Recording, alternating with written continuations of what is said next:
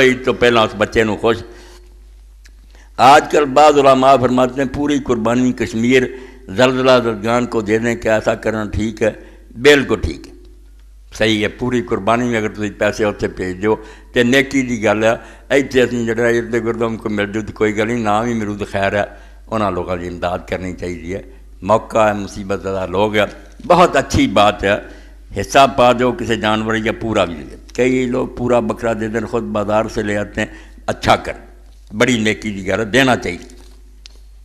مولانا وحید الزمان بخاری کی شرح لکھ دے، بڑا افسوس کیتا انہوں نے، ویکھیا سی کہ حیدرآباد گئے گزرے زمانے انگریزی دور ساری اپنی ریاست سی، سکہ اپنا سی، فوج اپنی سی، مسلمانوں کی کچھ نہ کچھ شان باقی سی۔ تو جدوں وقت آنا نا عید دا، جویں رسول اللہ دا صحیح بخاری چاہتا کہ حضور پھر بکرے بہت ہونے تقسیم کرنے، تم ہی لے جا، تم ہی لے جا، غریباں نوں دینے، انہوں نے اپنے گھراں جا کے قربانیاں کر لینیاں۔